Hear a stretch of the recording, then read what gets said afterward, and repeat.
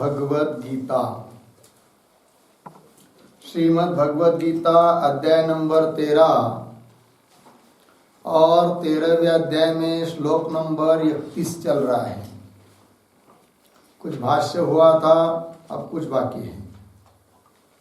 तो कहा था इस श्लोक में कि वो जो आत्मा है अर्थात परमात्मा है, क्षेत्रज्ञ स्वरूप आत्मा अनादि है, निर्गुण है, इसलिए अव्यय है और सभी शरीरों में रहता हुआ भी न करोति न लिप्यते।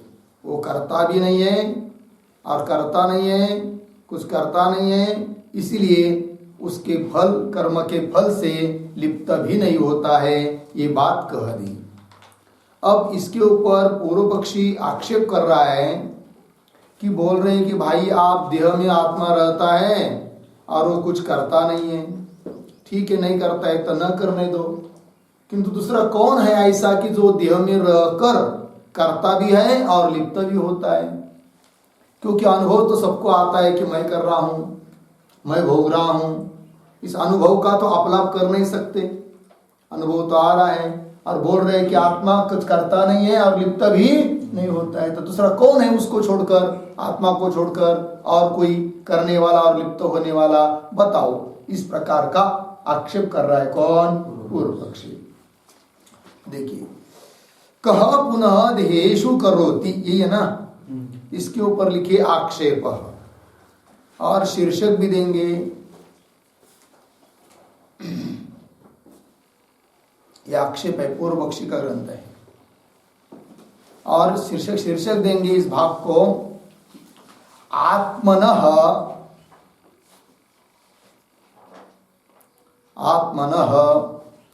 अविद्यक कर्तृत्व भोक्तृत्वयोः अविद्यक कर्तृत्व भोक्तृत्वयोः निरूपणम्।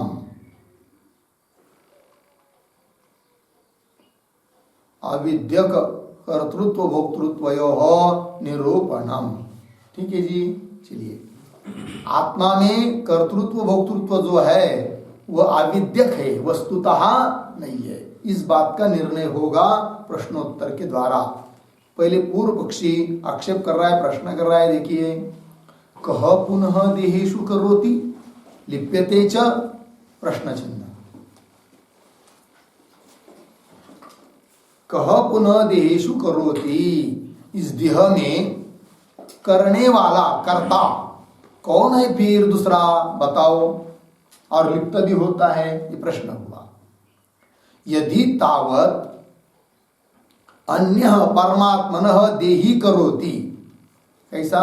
यदि तावत परमात्मनः अन्य देहि करोति लिप्यते च, अर्धविराम। पूर्व पक्षी बोल रहा है कि परमात्मा को छोड़कर अन्य दूसरा ही कोई देह में रहने वाला देही करता है और लिप्त होता है। ऐसा यदि तुम बोलोगे, क्योंकि हमने पूछा है कौन करता है कौन लिप्त होता है, परमात्मा तो करता भी नहीं है लिप्त भी नहीं होता है, तो परमात्मा से भिन्न कोई बताना पड़ेगा। और परमात्मा से भिन्न कोई इस देह में दूसरा है और वो करता है और लिप्त होता है, ऐसा यदि तुम कहोगे तो भी दिक्कत। कैसी? आगे, ततः इदम अनुपपन्न मुक्तम क्षेत्रज्ञेश्वरैकत्वम क्षेत्रज्ञम चापि माम विद्धि इत्यादि। देखिए भाई, तो क्या होगा? इसको भी देखिए कैसा पढ़ना है। ततः क्षेत्रज्ञम चापि माम विद्धि इत्यादि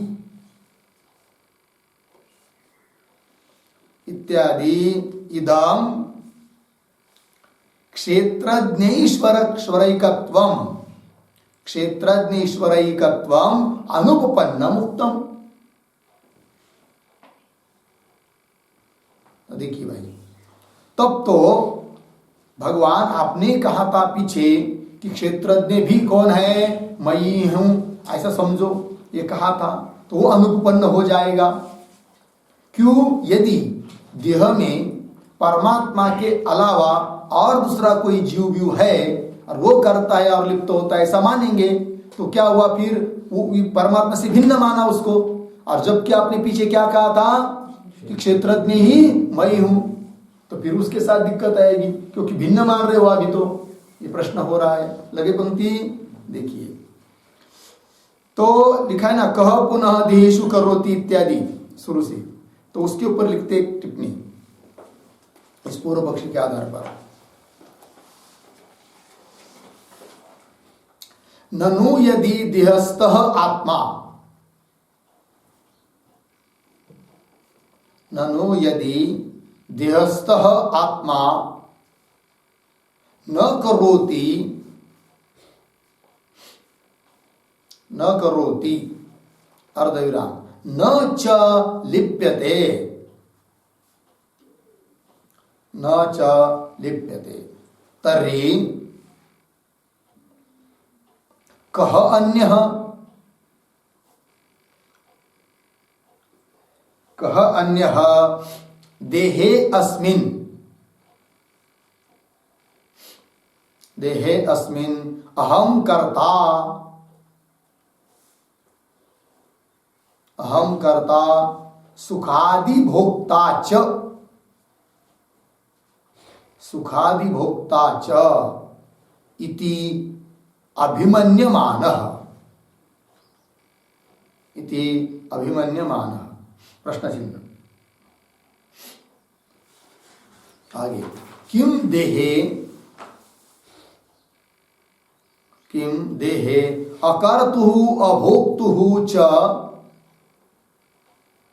अकर्तुः अभोक्तुः च आत्मनः, आत्मनः कश्चित् अन्यः,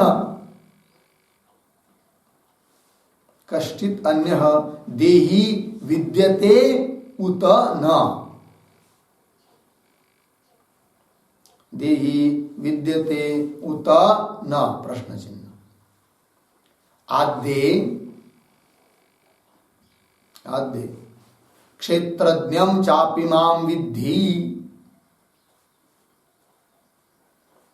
क्षेत्रज्ञं चापि मां विद्धि, उद्धरण चिन्ह में इतने भाग को, इत्यादि शास्त्र विरोधः, इत्यादि शास्त्र विरोधः पूर्ण विराम। द्वितीये तो,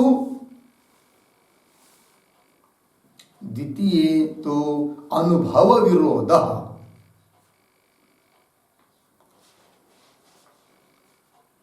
द्वितीये तो अनुभव विरोधः इति भावः पूर्ण विराम। तस्मात् ईश्वरात् परः, ईश्वरात् परः अन्यः, अन्यः संसारी जीवः नास्ति, संसारी जीवः नास्ति इति न वाच्यम्, इति न वाच्यम् पूर्ण विराम। ईश्वरस्य संसारित्व अयोगात्, ईश्वरस्य संसारित्व अयोगात् पूर्ण विराम। उपलभ्यमान संसारस्य, उपलभ्यमान संसारस्य दुरपलापत्वेन, दुरपलापत्वेन, दुरपलापत्वेन ईश्वरात् भिन्नस्य, ईश्वरात् भिन्नस्य संसारिणः जीवस्य, संसारिणः जीवस्य अवश्यम्, अवश्यम् अभ्युपगन्तव्यत्वाच्च, अभ्युपगन्तव्यत्वाच्च इति भावः।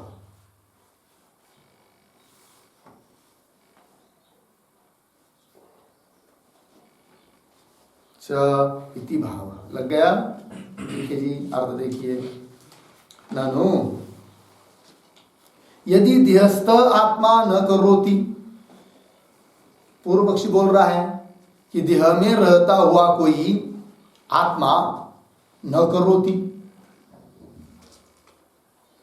न च लिप्यते, तर्हि कः अन्यः देहे अस्मिन् अहम कर्ता सुखादि भोक्ता च।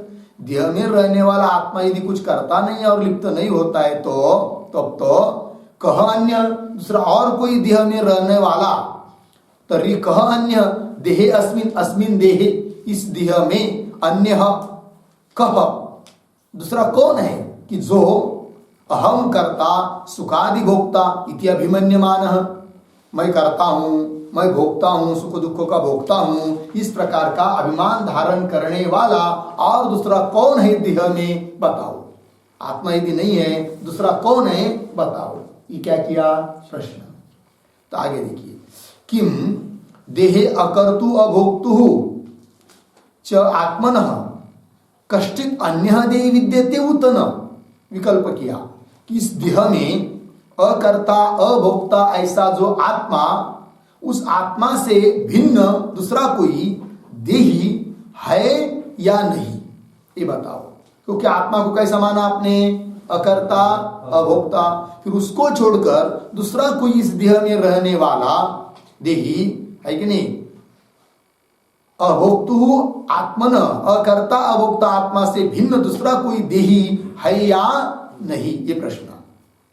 तो यदि बोलेंगे है, मतलब आत्मा से अतिरिक्त इस देह में रहने वाला दूसरा कोई है कि जो करता है और लिप्त भी होता है और अभिमान धारण कर रहा है, मैं करता हूं और सुख दुखों का भोगता हूं। कौन?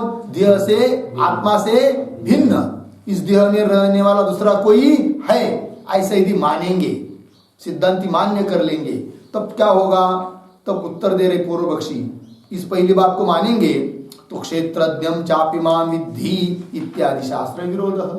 दूसरा कोई मानेंगे इस शास्त्र को विरोध आएगा, इस पंक्ति को।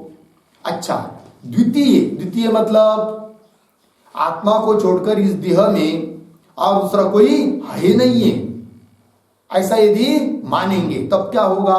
द्वितीय तो अनुभव विरोध, अनुभव विरोध हो रहा है। कैसा अनुभव आता है सबको कि मैं करता हूं, मैं भोगता हूं, सुख दुख का भोगता मैं हूं, ये सबको अनुभव आता है कि नहीं? इस अनुभव के साथ क्या आएगा? विरोध। कब?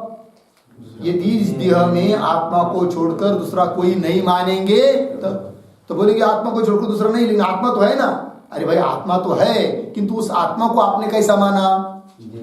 अकर्ता अभोक्ता, करता भी नहीं है, भोगता भी नहीं है। जबकि इस देह में सबको कर्तृत्व का और भोक्तृत्व का क्या हो रहा है? अनुभव हो रहा है।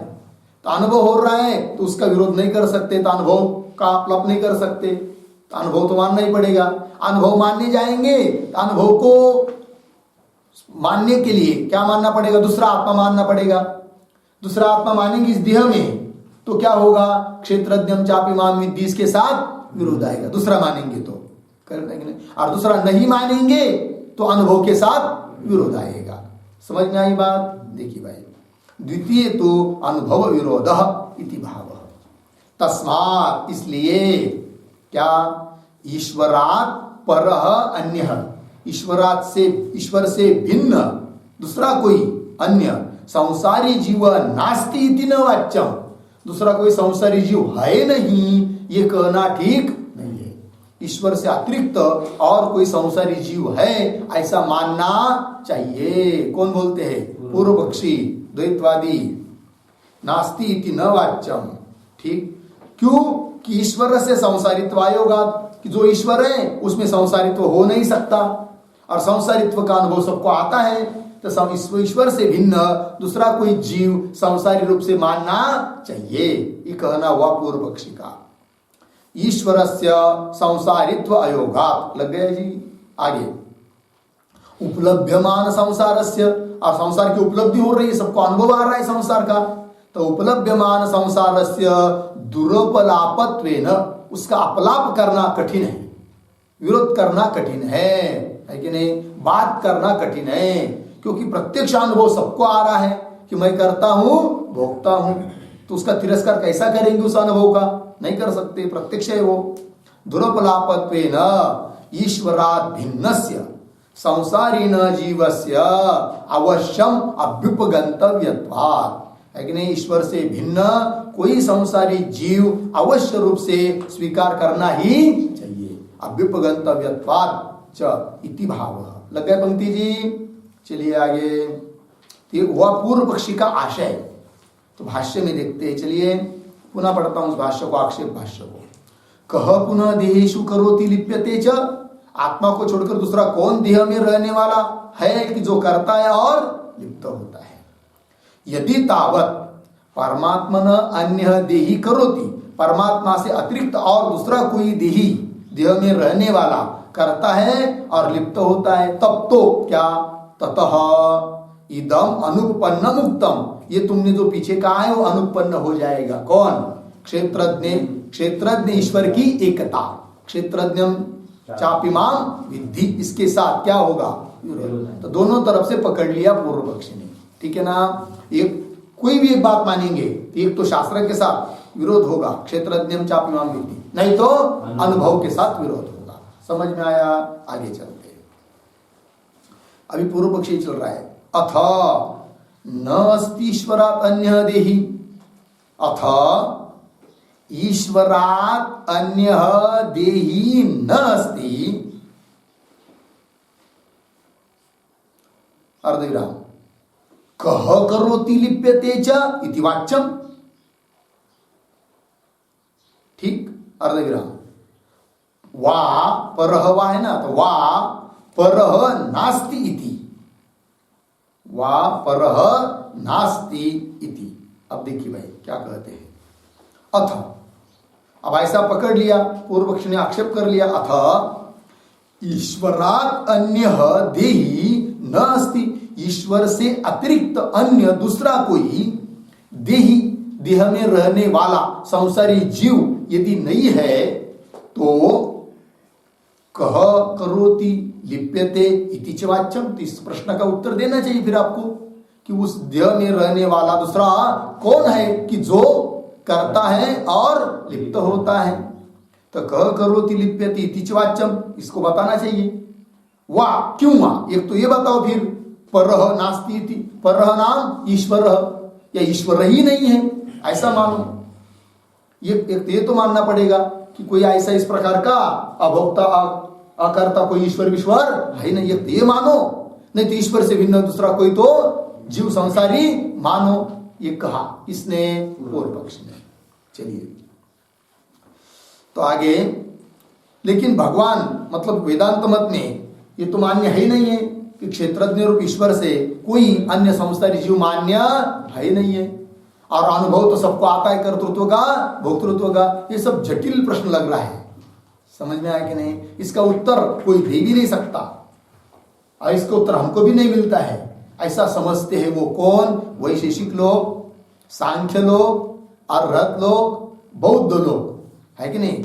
ये सब वेदांत का सिद्धांत भगवान की बातें सुनकर उनको बहुत दुख होता है, तड़फड़ाते हो, क्या कहते, चलो छोड़ दो इनको, अपना ही मत, ठीक है कि नहीं? वही लिखा है आगे, सर्वथा दुर्विज्ञेयम दुर्वाच्यम च इति भगवत प्रोक्तम औपनिषदम दर्शनम परित्यक्तम वैशेषिकैः सांख्य अर्हत बौद्धैः च। देखिए भाई, तो थोड़ा अन्वय करके पढ़ेंगे। भगवत प्रोक्तम औपनिषदम दर्शनम, सर्वथा पीछे, सर्वथा दुर्विज्ञेयम दुर्वाच्यम च इति आगे वैशेषिकैः सांख्यार्हत बौद्धैः च परित्यक्तम। ठीक है जी, चलिए भाई, परित्यक्तम त्याग कर दिया, कैः परित्यक्तम? वैशेषिकैः सांख्यार्हत बौद्धैः। वैशेषिक लोगों ने, मतलब वैशेषिक शास्त्र है ना, कर्णाद मुनि प्रणीत, उन लोगों ने सांख्य शास्त्र और रथ मतलब जैनी लोग और बौद्ध, इन सभी लोगों ने परित्यक्तम छोड़ दिया। क्या छोड़ दिया, क्या त्याग दिया? भगवत प्रोक्तम औपनिषदम दर्शनम परित्यक्तम। भगवान के द्वारा कहा गया ये जो औपनिषद दर्शन है, इसका क्या कर दिया उन लोगों ने? त्याग। क्यों? सर्वथा दुर्विज्ञेयम दुर्वाच्यम च इति। किसका विशेषण है? दर्शन का। भगवान ने कहा हुआ जो औपनिषद दर्शन है वो कैसा है? सर्वथा दुर्विज्ञेय है और दुर्वाच्य है। इसलिए उन वैशेषिकादिकों ने क्या कर दिया? इन दर्शन को छोड़ दिया, त्याग दिया। लग गया पंक्ति? तो चलिए, तो देखिए पुनः, तो भगवत प्रोक्तम, ठीक है जी। भगवत प्रोक्तम मतलब क्या? एक वाक्य, श्री कृष्णेन सर्वज्ञेश्वरेण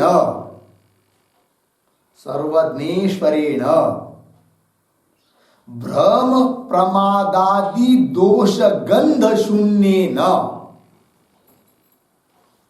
भ्रम प्रमादादि दोष गंध शून्येन भगवता प्रोक्तम। भगवत प्रोक्तम, ठीक है जी। अर्थ देखिए भाई, भगवत प्रोक्तम मतलब भगवान कौन? भगवान तो कोई बौद्ध कोई भगवान बोलते, तो ऐसा न समझे, इसलिए स्पष्टीकरण कर दिया। श्री कृष्ण न, कैसे वो श्री कृष्ण कि सर्वज्ञ है, ईश्वर है और पुनः भ्रम प्रमादादि दोष से रहित है, ऐसे भगवान श्री कृष्ण ने कहा हुआ ये दर्शन है भगवत प्रोक्तम, ठीक है जी। चलिए, और कैसा है ये दर्शन? औपनिषदम दर्शनम। औपनिषदम मतलब उपनिषद सम्मतम। औपनिषदम, उपनिषद सम्मतम।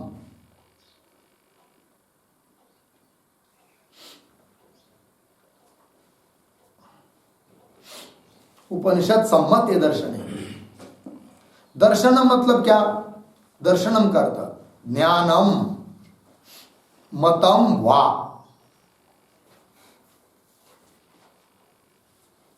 ज्ञानम मतम वा अर्थ जीवेश्वरा भेद रूपम ज्ञानम इति भाव। जीवेश्वरा भेद रूपम ज्ञानम इति भाव, ठीक है जी। भगवान ने कहा हुआ ये जो औपनिषद दर्शन, दर्शन मतलब ये ज्ञान कि वह भगवान के मत, ज्ञान मतलब कौन सा? जीव ईश्वर का अभेद रूप ये ज्ञान, ये दर्शन, ठीक है जी। कैसा लग रहा है उन लोगों को? सर्वथा दुर्विज्ञेयम। उन लोगों को ऐसा लग रहा है। सर्वथा दुर्विज्ञेयम का अर्थ विज्ञातुम अशक्यम। विज्ञातुम अशक्यम, ठीक। मतलब वो लोग समझते हैं क्या कह रहे हैं भगवान, ये हमको कुछ समझ में नहीं आता है। बोल रहे क्या कि वो अनादि है, निर्गुण है, अकर्ता है, अभोक्ता है और उसके उस परमात्मा से, आत्मा से अतिरिक्त तो कोई दूसरा संसारी जीव भी नहीं है, कोई क्षेत्रज्ञ ईश्वर है कि नहीं। और जबकि हमको सब लोगों को अनुभव आता है क्या? कर्तृत्व भोक्तृत्व का, फिर उसकी संगति लगाने के लिए और दूसरा कोई संसारी जीव मानते भी नहीं है। ये क्या बात है भाई, ये हमको कुछ समझ में नहीं आता है। कौन बोलते हैं? वैशेषिकादि लोग। इसलिए वो कहते हैं कि एक ऐसा दर्शन है सर्वथा दुर्विज्ञेय, मतलब विज्ञातुम अशक्यम।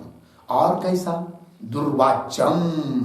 दुर्वाच्यम मतलब वक्तुम अशक्यम। इसको कहा भी नहीं जा सकता है, ठीक है जी।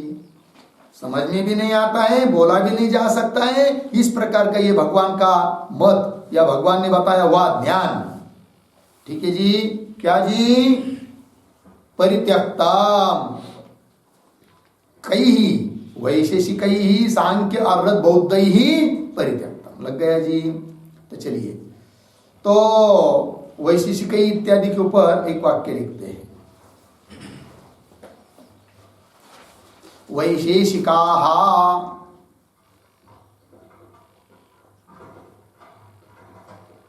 वैशेषिकाः ईश्वरात् भिन्नं सगुणम्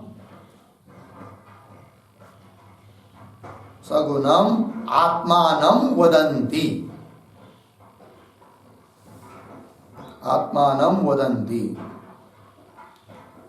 पूर्णविराम। सांख्याः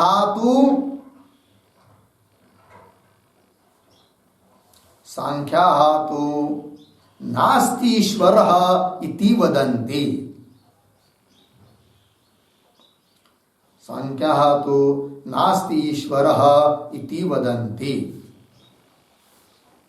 पूर्णविराम। बौद्धाः तु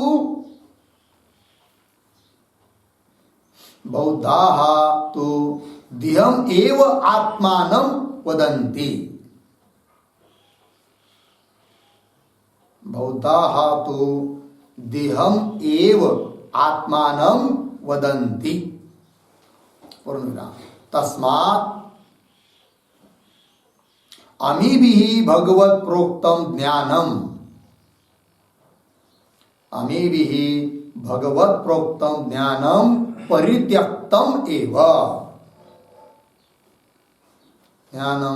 परित्यक्तम् एव। पूर्णविराम। अस्मिन् दर्शने दर्शित पूर्व पक्षस्य समाधानम् अस्माकं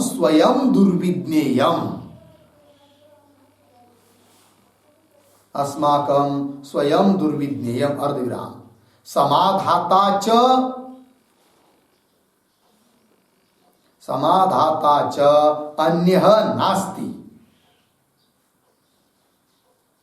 अन्यः नास्ति। अर्धविराम। समाधानस्य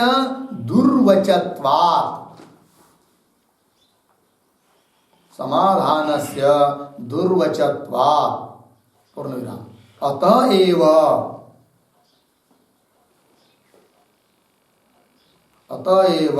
दर्शनम् अपि दुर्विज्ञेयं दुर्वाच्यं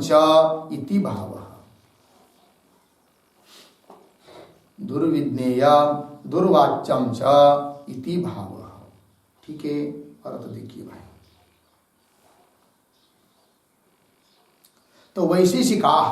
तो वैशेषिक लोगों ने आत्मा को कैसा माना है जी? तो ईश्वर से भिन्न सगुण आत्मा को माना है। सगुण मतलब गुण वाला आत्मा को माना है। नहीं, न्याय वैशेषिक लोग तो आत्मा के गुण मानते ही है। ज्ञान सुख आदि के सब आत्मा के गुण मानते हैं वो लोग। ईश्वरात् भिन्नम च सगुणम आत्मानं वदन्ति। ठीक।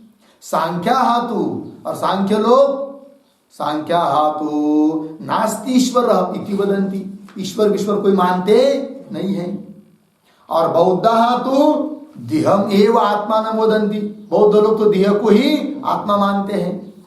उसी प्रकार जैनी आदि वो भी आत्मा को क्या मानते हैं? सावयव मानते हैं। ठीक है जी। चलिए, तस्मात् अमीभिः भगवत प्रोक्तम ज्ञानम परित्यक्तम। इसलिए इन सभी लोगों ने भगवान श्री कृष्ण के द्वारा कहा हुआ जो ज्ञान है उसका इन लोगों ने क्या कर दिया? त्याग कर दिया। परित्यक्तम है। चलो, अस्मिन दर्शने, क्योंकि भगवान ने बताया हुआ ये जो दर्शन है, ज्ञान है, मत है, उसमें दर्शित पूर्व पक्ष से समाधानम, जो अभी ऊपर पूर्व पक्ष दिखाया है उसका समाधानम अस्माकम स्वयं दुर्विज्ञेयम। उसका समाधान हम लोगों के लिए दुर्विज्ञेय है। कौन बोलते हैं? वैशेषिक आदि बोलते, हमको समझ में नहीं आता है। और समाधाता च अन्य नास्ति, उसका समाधान हमको आता नहीं और समाधान करने वाला दूसरा कोई है नहीं। समाधाता च अन्य नास्ति। कोई मिल भी जाए समाधान करने वाला तो भी समाधानस्य दुर्वचत्वात्, समाधान होना ही इसका कठिन है, और कोई करने का प्रयास करेगा तो भी समझ में भी आएगा नहीं, कठिन है। समाधान से दुर्वचत्वात्, अतः इसलिए, अतएव ये दर्शनम अपि दुर्विज्ञेयम, ये जो भगवान ने बताया हुआ ज्ञान रूप दर्शन है ये दुर्विज्ञेय है, दुर्वाच्य है, इसलिए इसका त्याग कर दिया। किसने? बहुत वैशेषिक सांख्य और रथ और बौद्ध इन लोगों ने। लग गया जी? चलिए आगे चलते हैं। ये हुआ यातक पूर्व पक्षी। अब समाधान देना है, तो लिखते हैं आगे भाष्यकार, तत्र अयम परिहारः, तत्र अयम परिहार, इसके ऊपर लिखिए समाधानम। ठीक, चलिए। तत्र, तत्र नाम उक्त पूर्व पक्षे,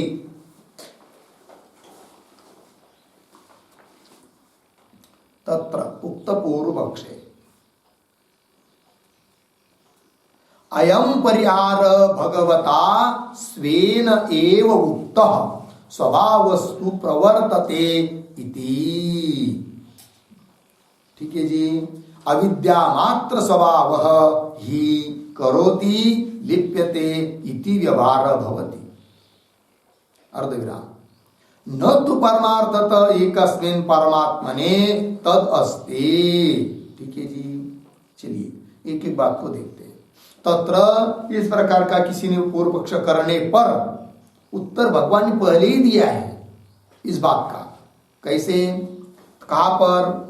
तो लिखा है ना, स्वभावस्तु प्रवर्तते इति अयम परिहारः भगवता स्वेन एव उक्तः। कैसा जी? स्वभावस्तु प्रवर्तते, ये 5वें अध्याय का 14वां श्लोक है। स्वभाव ही प्रवृत्त होता है, स्वभाव ही सब कुछ करता है। इति, इस पंक्ति के द्वारा अयम परिहारः भगवता स्वेन एव उक्तः, इस शंका का परिहार पीछे ही भगवान ने कर दिया है। कैसे? अविद्या मात्र स्वभाव ही करोति लिप्यते इति व्यवहार भवति। अविद्या मात्र स्वभाव मतलब क्या है? अविद्या मात्र स्वभाव लिखते इसके ऊपर एक वाक्य, अविद्या अज्ञानम, अविद्या अज्ञानम, अर्धविराम, तदेव अविद्या मात्रम, तदेव अविद्या मात्रम, अर्धविराम, तदेव स्वभावः, तदेव स्वभावः अविद्या मात्र स्वभावः, अविद्या मात्र स्वभाव, पूर्ण विराम, अविद्या मात्रम इत्यर्थः, अविद्या मात्रम इत्यर्थः, पूर्ण विराम। स्वभाव शब्दस्य इह, स्वभाव शब्दस्य इह अविद्या इत्यर्थः, अविद्या इत्यर्थः इति भावः, पूर्णविराम। करोति कर्म, करोति कर्म लिप्यते च तत्फलेन, लिप्यते च तत्फलेन इति हेतोः, इति हेतोः अहम कर्ता,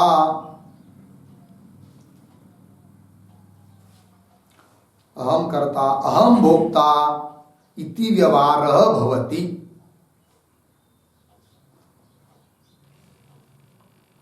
इति व्यवहारः भवति, पूर्णविराम।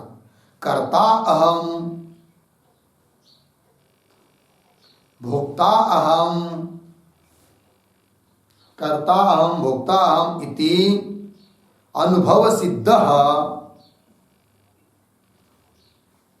कर्तृत्व भोक्तृत्व लक्षणः संसारः, कर्तृत्व भोक्तृत्व लक्षणः संसारः परमात्मनः, परमात्मनः अविद्याकृतः एव इत्यर्थः। अविद्याकृतः एव इत्यर्थः। ठीक है जी, अर्थ देखिए भाई। अविद्या मतलब अज्ञान, तदेव अविद्या मात्रम, वही है अविद्या मात्र, तदेव स्वभाव, अविद्या मात्र स्वभाव, अविद्या मात्रम इत्यर्थ। स्वभाव क्या? अविद्या ही है। ठीक है जी। स्वभाव शब्द से अविद्या इत्यर्थ स्पष्टीकरण कर दिया। स्वभाव शब्द का अर्थ क्या किया है? अविद्या। वहां पर भी भाष्य में वही अर्थ किया था 5वें अध्याय में। स्वभाव शब्द से अविद्या इत्यर्थ इति भाव। करोति कर्म लिप्यते च तत्फलेन, कर्म करता भी है और फल से लिप्त भी होता है। कौन? अविद्या ही सब करती है और लिप्त भी होती है। करोति कर्म लिप्यते च तत्फलेन इति हेतु हो, ऐसा होने से अहम कर्ता अहम भोक्ता इति व्यवहार भवति। इसीलिए तो मैं करता हूं, मैं भोक्ता हूं, यह व्यवहार होता है। मतलब कर्ता अहम भोक्ता इति अनुभव सिद्ध, यह अनुभव है सबको। तो अनुभव सिद्ध कर्तृत्व भोक्तृत्व लक्षण संसार, कर्तृत्व भोक्तृत्व लक्षण स्वरूप जो संसार है वह परमात्मन अविद्याकृत एव, अविद्या के कारण उस परमात्मा में वो भाषित हो रहा है। कर्तृत्व भोक्तृत्व वस्तुतः आत्मा में, परमात्मा में, क्षेत्रज्ञ रूप आत्मा में न तो कर्तृत्व है न तो भोक्तृत्व है, किंतु अविद्या के कारण प्रतीत हो रहा है क्या? कर्तृत्व भोक्तृत्व। तो अविद्या मात्र हुआ कि नहीं? वो तो अविद्या मात्र हुआ, आत्मा में वस्तुता है नहीं है। अविद्या के कारण सर्प की प्रतीति आ रही है और सर्प की प्रतीति आने से दोरी का ज्ञान भी नहीं हो रहा है, किंतु ये सब किससे? अविद्या मात्र से। दोरी की दृष्टि से देखेंगे तो न तो सर्प है न तो अज्ञान है। लग गया कि नहीं? उसी प्रकार ये सब संसार अनुभव आ रहा है, अहम कर्ता अहम भोक्ता, ये सब क्या है? परमात्मा में अविद्या मात्र है। अविद्या के कारण इस धर्म की प्रतीति होती है, वस्तुतः नहीं। चलिए, स्वभाव वस्तु प्रवर्तते इति अयम परिहार भगवता स्वेन एव उक्तः। अविद्या मात्र स्वभाव मतलब अविद्या ही, अविद्या मात्र स्वभाव मतलब क्या? अविद्या ही क्या? करोति लिप्यते इति व्यवहार भवति। ठीक, आगे न तू परमार्थत एकस्मिन् परमात्मनि तद न अस्ति। वाक्य क्या आरंभ में आया ना, कैसा?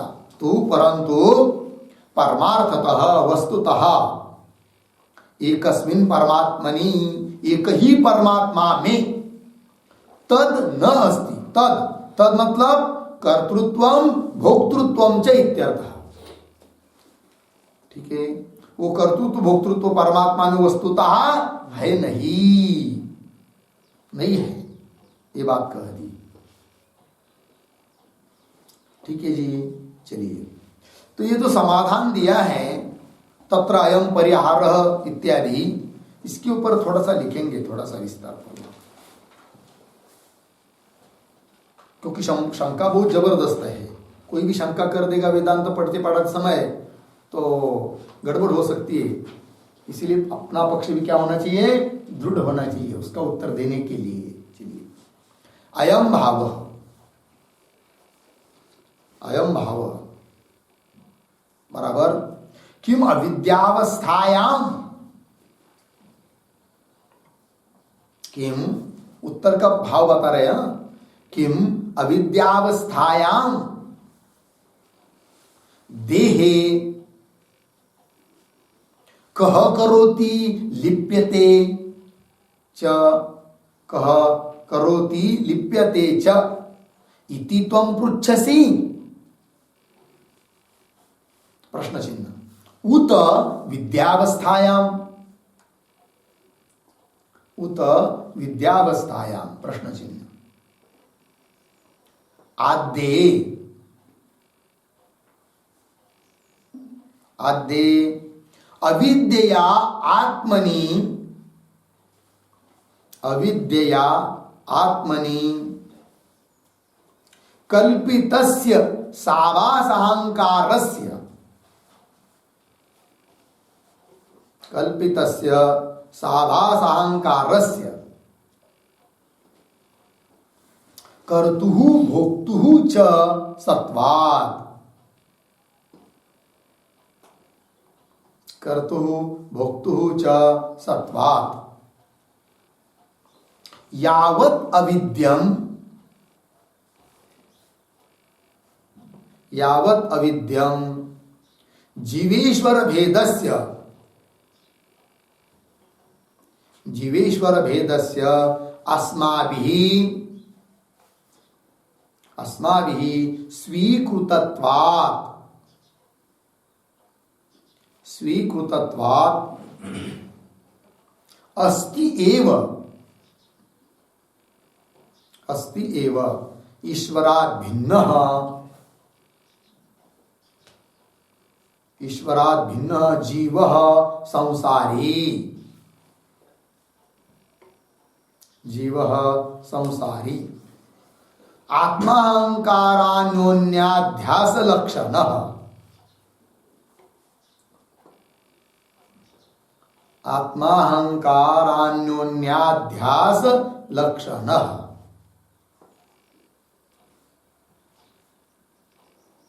कर्ता अहम, कर्ता अहम, भोक्ता अहम इति अभिमन्यमानः, इति अभिमन्यमानः। पूर्णविराम।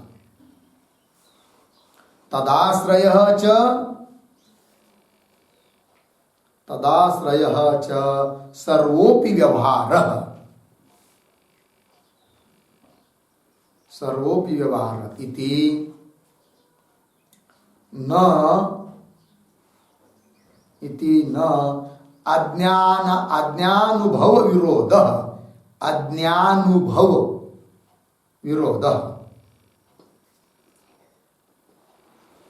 अज्ञानुभव विरोध। पूर्णविराम।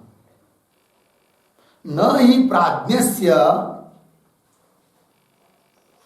न हि प्राज्ञस्य कर्ता अहम, कर्ता अहम भोक्ता इति अनुभवः, किंतु अज्ञानाम एव, अज्ञानाम एव। पूर्णविराम। अज्ञ विषया ही अविद्यावस्था, अज्ञ विषया ही अविद्यावस्था। पूर्णविराम। अस्यां च अवस्थायां भगवता, अस्यां च अवस्थायां भगवता न जीवेश्वरैक्यम् उच्यते, न जीवेश्वरैक्यम् उच्यते इति न गीताशास्त्रस्य, इति न गीताशास्त्रस्य अविद्वत् अनुभवस्य च, अविद्वत् अनुभवस्य च परस्परं विरोधः, परस्परं विरोधः। अर्धविराम। विभिन्न विषयत्वात्, विभिन्न विषयत्वात्। पूर्णविराम। क्षेत्रज्ञं चापि मां विद्धि, उद्धरण चिन्ह में क्षेत्रज्ञं चापि मां विद्धि इत्यादिकं ही, इत्यादिकं ही विद्यादशावस्थितम्, विद्यादशावस्थितं जीवेश्वराद्वैतं ब्रूते, जीवेश्वराद्वैतं ब्रूते। पूर्णविराम। तस्मात् अविद्यावस्थायां, अविद्यावस्थायां देहे, देही करोति लिप्यते च, देही करोति लिप्यते च। पूर्णविराम। पैराग्राफ छोड़कर द्वितीय, द्वितीय न कोपि करोति लिप्यते च, न कोपि करोति लिप्यते च, अर्धविराम। विद्यया विद्यया अविद्यायाम नाशितायाम, अविद्यायाम नाशितायाम तत्कृताध्यासस्य अपि नाशात्, तत्कृताध्यासस्य अपि नाशात्। असंसारीश्वरः एव जीवः, असंसारीश्वरः एव जीवः इति। पूर्णविराम। कर्तारं भोक्तारं च, कर्तारं भोक्तारं च अहंकारं, अहंकारं आत्मनि अध्यस्य हि, आत्मनि अध्यस्य हि कर्ता अहम, कर्ता अहम भोक्ता अहम, कर्ता अहम भोक्ता अहम इति अभिमन्यते अज्ञः, इति अभिमन्यते अज्ञः। पूर्णविराम। अध्यासाभावे, अध्यासाभावे कथं कर्तृत्वादिकम्,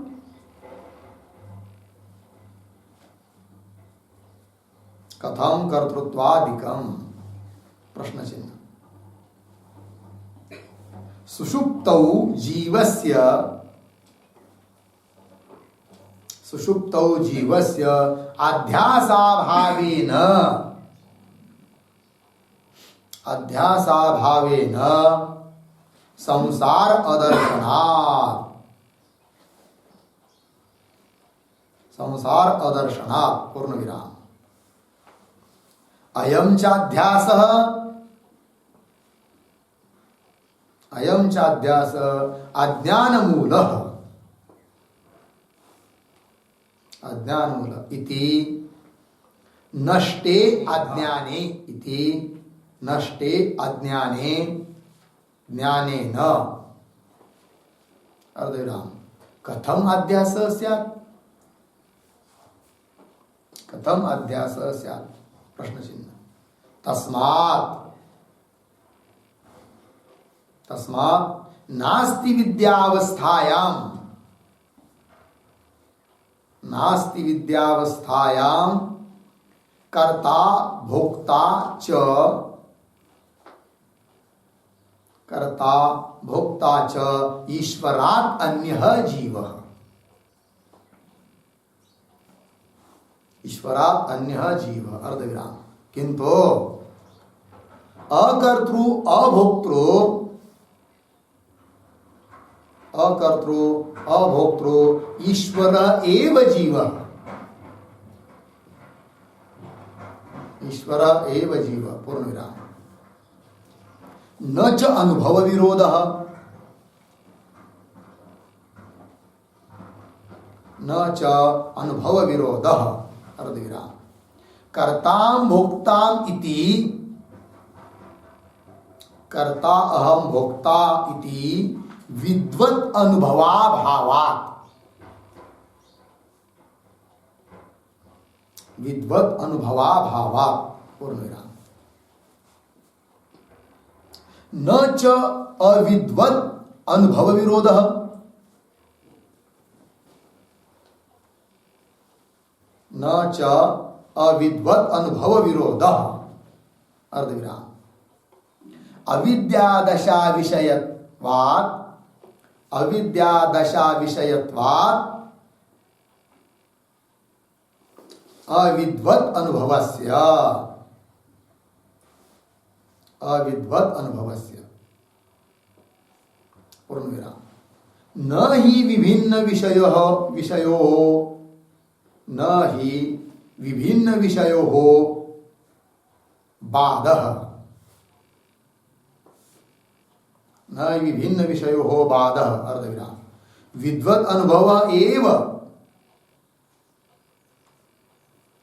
विद्वत अनुभव एव विद्यादशा विषय, विद्यादशा विषय अर्धविराम।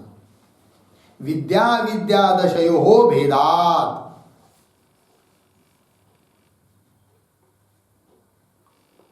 विद्या विद्यादशयो भेदात् पूर्णविराम। विदुषां च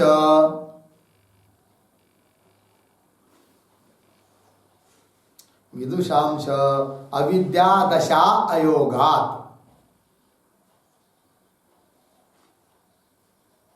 अविद्यादशा अयोगात् अर्धविराम। अविदुषां च विद्यादशा अयोगात्, विद्यादशा अयोगात् पूर्णविराम। इमाम एव दशाम अधिकृत्य, इमाम एव दशाम अधिकृत्य,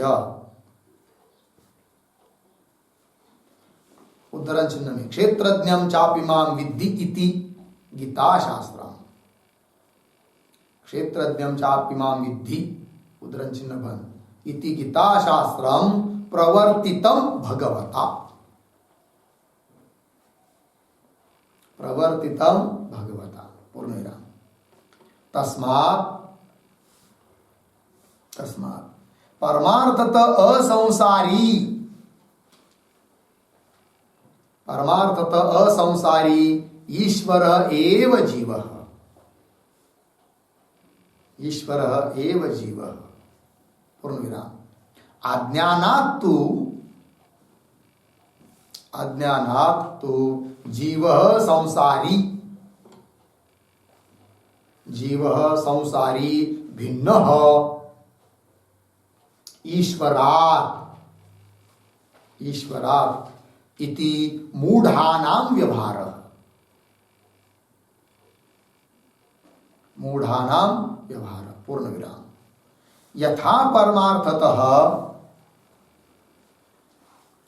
परमार्थतः निरूपम एव गगनम, निरूपम एव गगनम अर्धविराम। बालानां तो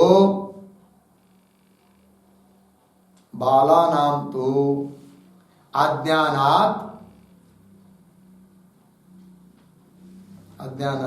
नीलम गगनम इति व्यवहारः,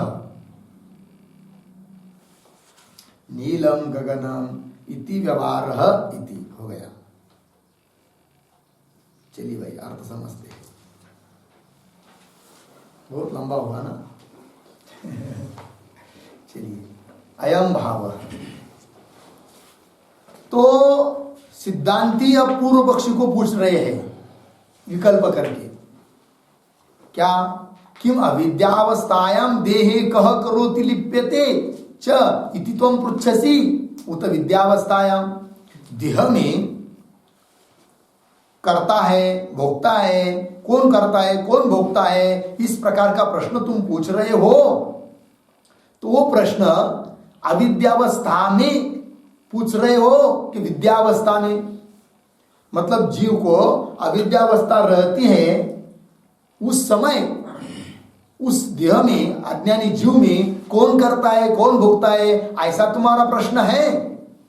अथवा जिस व्यक्ति को ज्ञान हो गया है, दृढ़ अपरोक्ष साक्षात्कार हुआ है, अर्थात जिसकी विद्यावस्था है, उसके शरीर को लेकर आप पूछ रहे हो कि उस देह में रहने वाला कौन करता है कौन भोगता है, ये तुम्हारा प्रश्न है। इस प्रकार का विकल्प किया। ठीक, यदि वो पूर्व पक्षी बोलेगा क्या कि आद्य, आद्य मतलब अविद्यावस्था में, जीव की जब अविद्यावस्था रहती है उस समय उस जीव में, उस शरीर में कौन करता है कौन भोगता है, यह हमारा प्रश्न है। ऐसा यदि बोलेगा कौन, पूर्व पक्षी, तो उत्तर दे रहे आद्य। तो अविद्या आत्मनि कल्पितस्य सावास अहंकारस्य, अविद्या के द्वारा कल्पित कौन, अहंकार, सावास अहंकार। किसमें कल्पित? आत्मनि। तो वही अविद्या, अविद्या के द्वारा आत्मनि, आत्मा में कल्पित जो सावास अहंकारस्य, सावास अहंकार, अहंकारस्य कर्तु भोक्तु च सत्, वो कर्ता भोक्ता है कि नहीं? तो कर्ता भोक्ता बता दिया। अविद्यावस्था में देह में रहने वाला कर्ता भोक्ता कौन? तो उत्तर दे दिया सावास अहंकार। ठीक है जी। सत्वा यावत अविद्यम, जब तक अविद्या है तब तक जीव ईश्वर भेदस्य अस्माभिः स्वीकृतत्वात्, जीव ईश्वर का भेद हम लोगों ने तो स्वीकार किया है। कब तक? जब तक अविद्या है। मतलब वो भी भेद कोई वास्तविक नहीं है, अज्ञान के कारण है। वस्तुतः तो अभेद ही है हमेशा, किंतु अज्ञान के कारण भेद प्रतीत होता है ना, इसलिए कल्पित भेद माना है अविद्यावस्था में। यावद अविद्यम जीवेश्वर भेदस्य अस्माभिः स्वीकृतत्वात् अस्ति एव ईश्वरात् भिन्नः जीवः, है फिर ईश्वर से भिन्न कौन? जीव, संसारी। कौन वो? आत्मा, अहंकार। आत्मा और अहंकार इनका अन्योन्याध्यास लक्षण, अन्योन्याध्यास स्वरूप। कोई संसारी भिन्न जीव है ईश्वर से भिन्न, लेकिन कब? अविद्यावस्था में। ठीक है जी। चलिए, इति ईश्वरात् भिन्न जीव संसारी, कैसा उसका स्वरूप क्या है? आत्मा अहंकार अन्योन्याध्यास लक्षण, कर्ता अहम भोक्ता अहम इति अभिमन्यमान, ऐसा अभिमान धारण करने वाला जीव है ईश्वर से भिन्न। कैसा? लेकिन सचमुच कोई ईश्वर से भिन्न कोई कर्ता भोक्ता जीव ऐसी बात नहीं। अध्यास स्वरूप, अन्योन्याध्यास स्वरूप है कि नहीं? कैसा? साभास अहंकार रूप जीव है। ठीक है। आगे तदाश्रय च सर्वोपि व्यवहार, फिर उसको आश्रय करके ही ये अज्ञान अवस्था में सब व्यवहार होता है। कौन सा? मैं करता हूं, मैं भोगता हूं। तदाश्रय च सर्वोपि व्यवहार इति न अज्ञानुभव विरोध। इससे क्या सिद्ध हुआ? फिर अज्ञानी लोगों का जो अनुभव है, मैं करता हूं भोगता हूं, उसके साथ भी विरोध नहीं है। ठीक है। और जो शास्त्र है क्षेत्रज्ञम चापि माम विद्धि, उसके साथ भी विरोध नहीं है। ठीक है कि नहीं? क्योंकि विद्यावस्था में क्षेत्रज्ञ से अलग कोई ईश्वर है ही नहीं है, तो अवस्था का भेद कर दिया। अज्ञानावस्था, विद्यावस्था। चलिए आगे। न ही प्राज्ञस्य कर्ताहम भोक्ताहम भोक्ताहम इति अनुभव। प्राज्ञ मतलब जो जीवन मुक्त है, ज्ञानी है, उसको तो मैं करता हूं, मैं भोगता हूं, ऐसा कोई अनुभव आता ही नहीं है। नहीं प्राज्ञस्य कर्ताहम भोक्ताहम इति अनुभव, किंतु अज्ञानामेव, अज्ञानी लोगों को ही वो अनुभव आता है। फिर अज्ञानी लोगों को अनुभव आता है तो उसके लिए उत्तर दे दिया। और ज्ञानी को मैं करता हूं, मैं भोगता हूं, इस प्रकार से संसारित्व का अनुभव आता ही नहीं है। फिर क्षेत्रज्ञम चापि माम विद्धि, वहां का क्षेत्रज्ञ क्या है? ईश्वर ही है, उससे भिन्न नहीं है। तो दोनों की संगति लग गई। चलिए, अज्ञ विषया ही अविद्यावस्था। अविद्यावस्था जो होती है वो किसका विषय है? अज्ञानी का विषय है। अस्याम च अवस्थायाम भगवता न जीवेश्वरैक्यम उच्यते। उस अज्ञान अवस्था में, अर्थात है कि नहीं, उस अविद्या से प्रतीत जो कर्तृत्व भोक्तृत्व है उसके सहित भगवान ने ईश्वर के साथ अभेद बताया नहीं है। वही लिखा, अस्याम च अवस्थायाम भगवता न जीवेश्वरैक्यम उच्यते इति न गीता शास्त्रस्य अविद्वत अनुभवस्य च परस्पर विरोधः। इसलिए गीता शास्त्र, कौन सा गीता शास्त्र? क्षेत्रज्ञम चापि माम विद्धि और अज्ञानी लोगों का अनुभव, इन दोनों का परस्पर में कोई विरोध नहीं है, क्योंकि दोनों की अवस्था भिन्न है। जिसको अहम कर्ता मुक्ता अनुभव आ रहा है उसकी अविद्यावस्था है, और जिसको मैं करता हूं मैं भोगता हूं यह अनुभव नहीं आता है उसकी विद्यावस्था है। और विद्यावस्था में तो क्षेत्रज्ञ ईश्वर है। ठीक है जी। इसलिए दोनों के साथ कोई विरोध अब नहीं है। परस्परम विरोध क्यों? विभिन्न विषयत्वात्, भिन्न भिन्न विषय है। क्षेत्रज्ञम चापि माम विद्धि इत्यादिकम ही विद्यादशावस्थितम जीवेश्वराद्वैतम रूते। विद्यादशा में अवस्थित जीव और ईश्वर का अभेद बोला जाता है। किस पंक्ति के द्वारा? क्षेत्रज्ञम चापि माम विद्धि।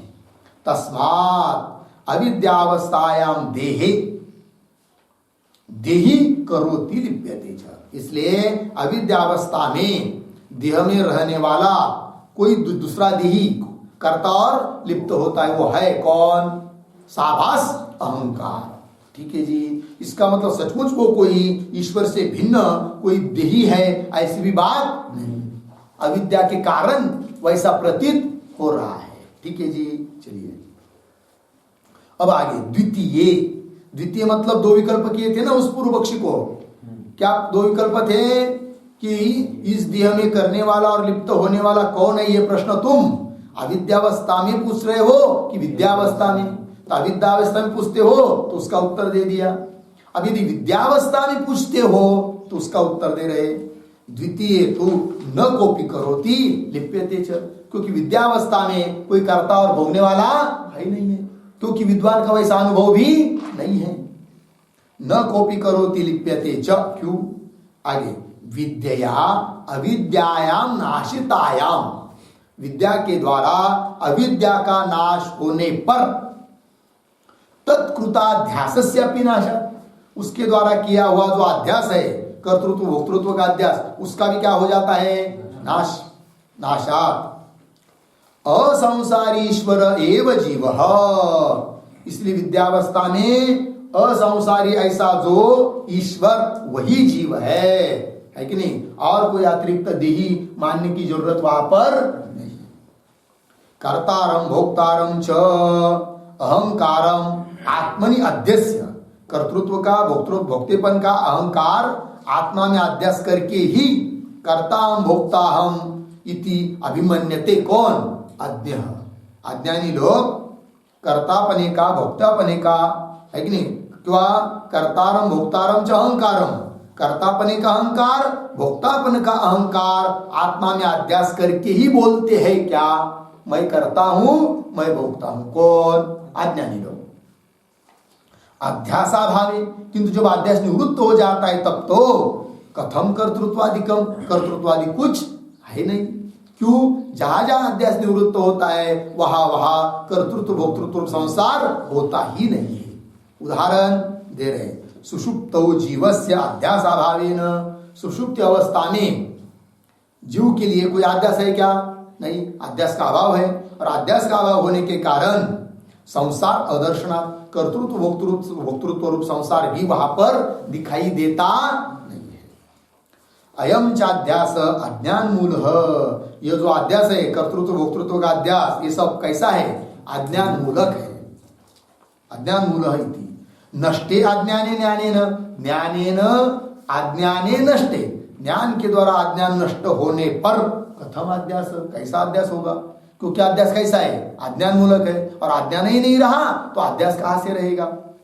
तस्मात् नास्ति विद्यावस्थायाम कर्ता भोक्ता च ईश्वरात् अन्यः जीव, इसलिए विद्यावस्था में ईश्वर से भिन्न कोई कर्ता भोक्ता रूप जीव है नहीं है। किंतु अकर्तृ अभोक्तृ ईश्वर एव जीव, किंतु अकर्ता अभोक्ता जो ईश्वर वही क्या है जी? जीव है, मतलब क्षेत्रज्ञ है। क्षेत्रज्ञ ही ईश्वर है। बोलेगी फिर वो कोई कर्ता भोक्ता नहीं है विद्यावस्था में, फिर अनुभव के साथ विरोध आएगा। न च अनुभव विरोध, तो अनुभव के साथ भी विरोध नहीं आएगा। क्यों?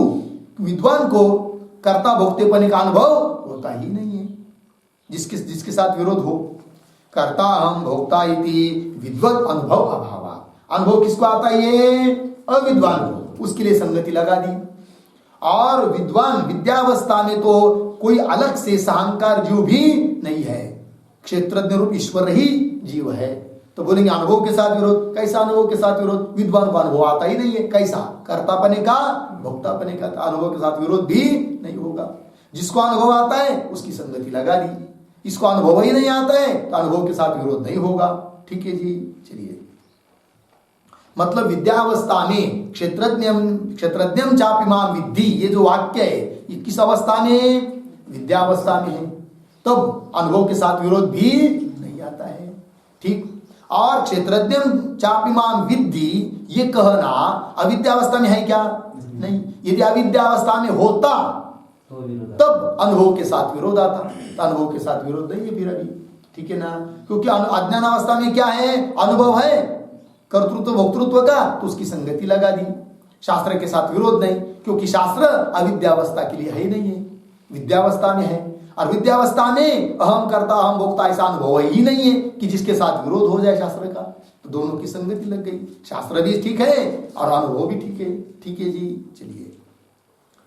न च अविद्वत अनुभव विरोध, तो बोलेंगे अविद्वत अनुभव के साथ विरोध होगा, तो उत्तर दे रहे अविद्या दशा विषयत्वात् अविद्वत अनुभवस्य। तो बोल रहे भाई अविद्वत अनुभव के साथ भी विरोध नहीं होगा, क्योंकि अविद्वान का जो अनुभव है वो उसका विषय कौन है? अविद्यावस्था है। और क्षेत्रज्ञम चापिमाम विद्धि ये बात किस अवस्था में की जा रही है? विद्यावस्था में। तो विरोध कहां से होगा? न च अविद्वत अनुभव विरोध अविद्या दशा विषयत्वात् अविद्वत अनुभवस्य। लग गया?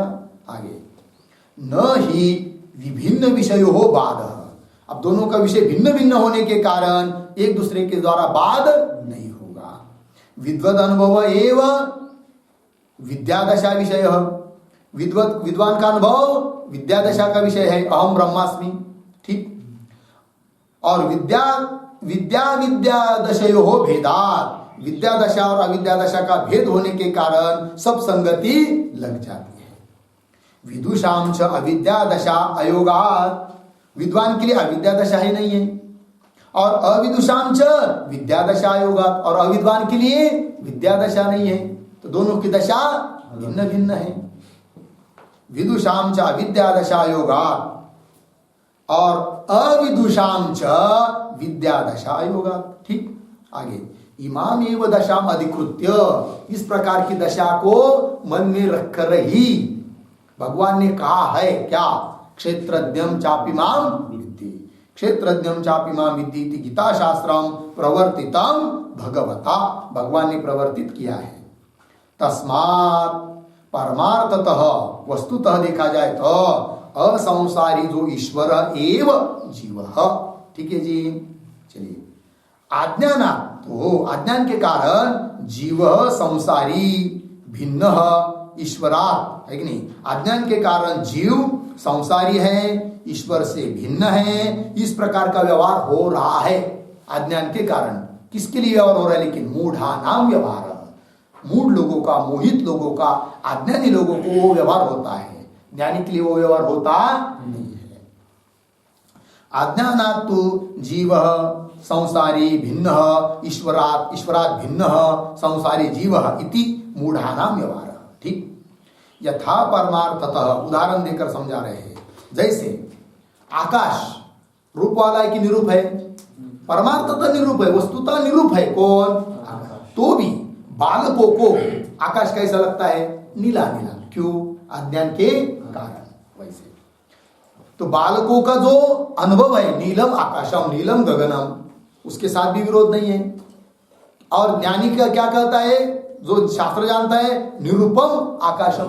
तो कोई बोलेगा भाई विरोध आ रहा है, निरूपम आकाशम और बालक लोग बोल रहे नीलम आकाशम, ये कैसे? तो कोई विरोध नहीं है, क्योंकि उसकी अवस्था, बालकों की अवस्था कैसी है? अविद्यावस्था है, और इसकी अवस्था ज्ञान की अवस्था है। अवस्था भिन्न होने से दोनों के साथ, दोनों के अनुभव के साथ कोई विरोध नहीं है। यथा परमार्थतः निरूपम एव गगनम, बाला नाम तू अज्ञान के कारण नीलम गगनम इति व्यवहारः इति। हो गया जी, बस ये हो गया। ये उत्तर दे दिया सिद्धांतियों ने, पूर्व पक्षी के आक्षेप का उत्तर दिया। अब और इस पर थोड़ा सा 2-3 पंक्ति बाकी है, किंतु इसका विचार हम लोग कल बाद में करेंगे, ठीक है।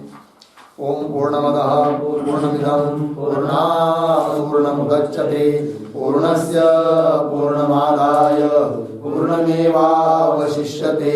ओम शांति शांति शांति।